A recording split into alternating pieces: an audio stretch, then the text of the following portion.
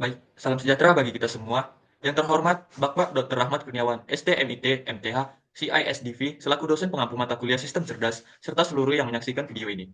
Perkenankan saya mewakili kelompok 1 untuk membuka presentasi hasil penelitian yang telah kami susun sebagai bagian dari tugas akhir mata kuliah ini yang berjudul Identifikasi Faktor-Faktor yang Mempengaruhi Keengganan Mahasiswa Ilmu Komputer Universitas Riau dalam Melaporkan Kasus Pelecehan Seksual di Kampus dengan Algoritma Decision Tree. Sebelum kami memulai presentasi, izinkan saya memperkenalkan anggota tim yang terlibat dalam penelitian ini. Di antaranya adalah Alia Putri Salsabila, Eja Fitriani, Firman Syahputra, Jonathan Syalagan, Nur Anissa Husnah, Putri Syahira, dan Rahmadini. Baik, tanpa berlama-lama lagi, langsung saja kita masuk ke pembahasan pertama, yakni pendahuluan, yang akan dibawakan oleh saya sendiri. Seperti yang terlihat pada slide, kampus seharusnya menjadi ruang aman bagi seluruh aktivitas akademika. Namun, pelecehan seksual masih menjadi isu serius di perguruan tinggi. Sebagai respon, pemerintah menerbitkan Permendikbud-Ristek Nomor 30 Tahun 2021 yang mengatur pencegahan dan penanganan kekerasan seksual, serta pelaporan yang berpihak pada korban. Meski aturan telah ada, banyak mahasiswa masih enggan melapor. Masih Meski aturan telah ada, banyak mahasiswa masih enggan melapor. Penelitian ini bertujuan mengidentifikasi faktor-faktor yang mempengaruhi keengganan mahasiswa ilmu komputer Universitas Riau dalam melaporkan kasus pelecehan seksual. Dalam menganalisis data, kami memilih algoritma decision tree karena beberapa alasan penting. Di antaranya itu karena mudah dipahami, mengungkap faktor utama secara jelas, efektif dan untuk data survei, akurat dan efisien, serta yang terpenting yaitu transparan dan dapat ditelusuri. Dengan pendekatan ini, kami berharap dapat memberikan gambaran yang lebih jelas mengenai dinamika keengganan pelaporan dan mendukung perumusan strategi pencegahan yang lebih tepat sasaran. Baik, itu saja dari saya pada bagian pendahuluan. Selanjutnya kita masuk ke dalam metode penelitian. Pada bagian ini akan dijelaskan oleh rekan saya, yakni Eja Fitriani. Kepadanya dipersilahkan. Baik, terima kasih kepada moderator. Saya di sini akan menjelaskan tentang metode penelitian. Jadi, di dalam metode penelitian ini ada identifikasi masalah, di mana permasalahannya adalah pelecehan seksual di jurusan ilmu komputer Universitas Riau masih menjadi isu serius. Banyak korban yang enggan untuk melaporkan karena adanya rasa takut, malu, stigma, atau ketidakpercayaannya terhadap sistem kampus. Jadi, kasus ini tidak tertangani dan berisiko berulang. Jadi, penelitian kami ini bertujuan untuk mengidentifikasi faktor-faktor yang mempengaruhi keengganan tersebut. Yang selanjutnya itu ada pengumpulan data.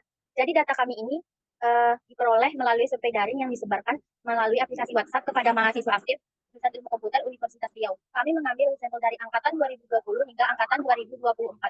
Survei kami ini menggunakan kuesioner berbasis Google Form yang terdiri atas 11 pertanyaan. Jadi proses pengumpulan data kami ini berlangsung selama 3 hari, yaitu dari hari Rabu 14 Mei sampai hari Sabtu 15 Mei 2024. Jadi kami mendapatkan total responden yang mengisi kuesioner dan memenuhi kriteria validasi sebagai partisipan yang layak dianalisis itu, yaitu berjumlah 75 mahasiswa. Yang selanjutnya yaitu processing data, di mana seluruh variabel dapat data penelitian ini bersifat kategorikal. Sedangkan algoritma decision tree yang digunakan berbasis pustaka Stickland hanya dapat memproses data dalam bentuk numerik. Oleh karena itu dilakukan tahap processing terhadap data kategorikal menggunakan modul label encoder dari pustaka Stickland.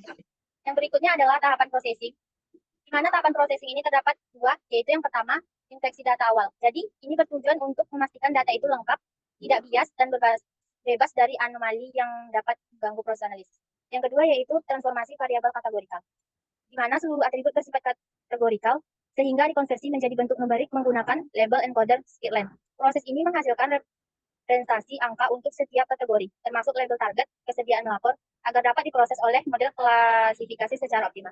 Baik, hanya sekian yang dapat saya sampaikan. Saya kembalikan kepada moderator. Baik, terima kasih kepada rekan saya Eja Fitriani atas penjelasannya. Kemudian kita masuk penjelasan selanjutnya yang akan dibawakan oleh rekan saya juga, yaitu Rahmadini. Kepadanya dipersilakan. Baik, ini adalah tabel hasil dari reprocessing data yang mana data kami itu kategorikal diubah menjadi numerik. Contohnya laki-laki diubah menjadi kosong, perempuan jadi satu, dan begitu seterusnya. Bisa dilihat pada tabel yang ada. Next. Selanjutnya penerapan algoritma decision tree. Setelah dilakukan pengumpulan data dan preprocessing data, selanjutnya adalah pemisahan fitur dan target, yang mana targetnya itu adalah apakah mahasiswa bersedia melapor, enggan, ataupun ragu-ragu. Selanjutnya yaitu pembagian data latih dan uji. Data latih digunakan untuk melatih data yang ada, dan data uji digunakan untuk menguji data baru menggunakan train test split. Selanjutnya pembangunan model menggunakan algoritma decision tree classifier dengan pendekatan CART. Agar model yang dihasilkan itu merupakan yang terbaik, kami menggunakan hyperparameter tuning menggunakan recursive. Nah, model yang kami gunakan, algoritma decision tree classifier CART dengan Gini index, pembentukan pohon bersifat rekursif agar memisahkan data sehingga optimal. Dan kami menggunakan model tuning model menggunakan recursive untuk mendapatkan hasil yang terbaik. Parameter yang dituning yaitu yang pertama kriterion entropi atau Gini, yang kedua max depth 3, yang ketiga min sample speed 10. Selanjutnya evaluasi model, kami menggunakan conversion matrix dan akurasi. Baik, segitu saja dari saya. Selanjutnya saya serahkan pada moderator. Baik, terima kasih atas penjelasannya oleh Ramadini. Selanjutnya kita masuk ke bagian hasil dan pembahasan yang akan dijelaskan oleh rekan saya, Putri Syahira. Kepadanya, dipersilahkan. Baik, terima kasih kepada moderator. Di sini saya akan menjelaskan hasil dari confusion matrix. Berdasarkan confusion matrix dari model decision tree, diperoleh hasil akurasi sebesar 86,67% dengan ukuran data uji sebesar 20%. Hasil klasifikasi menunjukkan bahwa sebanyak 13 data berhasil diklasifikasikan dengan benar ke dalam kategori bersedia melapor. Namun, terdapat satu data dari kategori enggak melapor dan satu data lagi dari kategori masih ragu-ragu.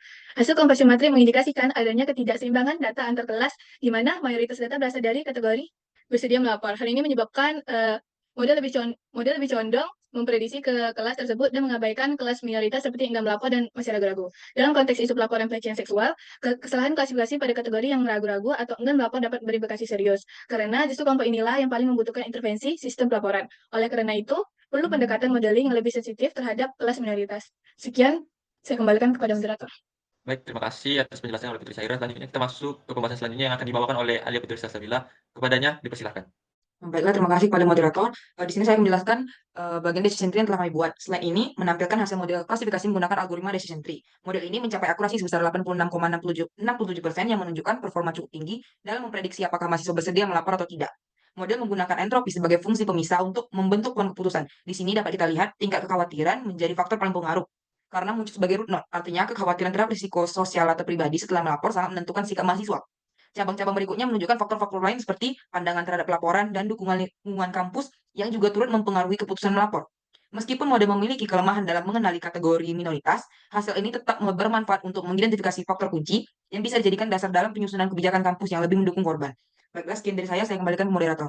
Baik, terima kasih atas penjelasannya oleh Alia Putri Salsabila. Selanjutnya kita masuk ke pembahasan selanjutnya yang akan dibawakan oleh Nur Anissa Husna. Kepadanya, dipersilahkan. Baik, terima kasih kepada moderator. Selanjutnya, saya akan menjelaskan hasil evaluasi akurasi dari model decision tree.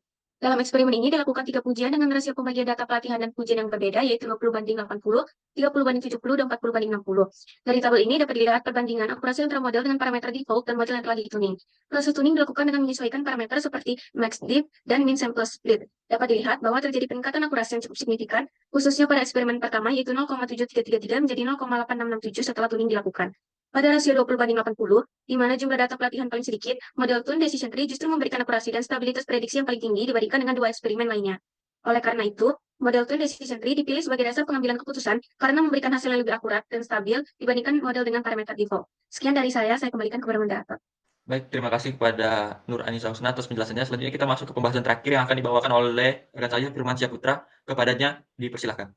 Terima kasih kepada moderator. Baik, selanjutnya adalah decision tree rules. Pada bagian ini kita akan melihat bagaimana model decision tree membuat keputusan berdasarkan data. Dimana model ini pertama-tama melihat variabel yang paling berpengaruh yaitu tingkat kekhawatiran dengan nilai kepentingan yaitu 0,3822. Setelah itu model mempertimbangkan nilai pandangan terhadap teknologi, lingkungan, kampus, dan lain sebagainya. Di mana prosesnya yaitu jika seorang punya tingkat kekhawatiran yang tinggi, maka model akan melihat bagaimana pandangan mereka terhadap teknologi pelaporan. Jika pandangannya cukup baik, maka model memeriksa apakah lingkungan kampus mendukung. Tapi apapun kondisi lingkungan kampus, baik mendukung ataupun tidak, hasil akhirnya tetap sama yaitu orang tersebut akan bersedia melapor. Begitu juga jika pandangan sejak awal tingkat kekhawatiran itu rendah, maka model akan memutuskan bahwa responden tersebut bersedia melapor. Jadi simpulkan bahwa semua jalur dalam decision tree akan berakhir pada suatu hasil yang sama, yaitu menunjukkan bahwa responden cenderung untuk melaporkan kasus. Sekian dari saya, terima kasih. Baik, terima kasih atas penjelasannya oleh Firman Syahputra. Selanjutnya kita masuk kepada bagian kesimpulan. Penelitian ini menemukan bahwa mahasiswa ilmu komputer Universitas Riau masih menunjukkan keengganan untuk melaporkan kasus pelecehan seksual di kampus. Kekhawatiran terhadap dampak negatif setelah melapor, seperti dikucilkan atau mendapat balasan dari pelaku, menjadi faktor utama persepsi terhadap keamanan sistem pelaporan dan dukungan lingkungan kampus juga mempengaruhi keputusan untuk melapor. Model klasifikasi yang dibangun menggunakan algoritma decision tree dan data dari 75 mahasiswa menunjukkan akurasi sebesar 86,67%. Meskipun performa model cukup baik, evaluasi mengungkap kelemahan dalam mengenali kategori minoritas akibat distribusi data yang tidak merata. Oleh karena itu, disarankan penggunaan metode penyeimbangan data atau algoritma alternatif di masa depan untuk meningkatkan keadilan klasifikasi. Namun demikian, model ini tetap memberikan wawasan yang bermanfaat melalui analisis feature important yang mampu mengidentifikasi faktor-faktor paling berpengaruh dalam keputusan melapor. Temuan ini diharapkan menjadi dasar bagi kampus untuk merumuskan kebijakan yang lebih responsif serta mewujudkan lingkungan belajar yang aman dan inklusif bagi seluruh mahasiswa. Baik, itu saja presentasi dari kami kelompok 1. Jika ada salah-salah kata, mohon maaf. Sekian, terima kasih.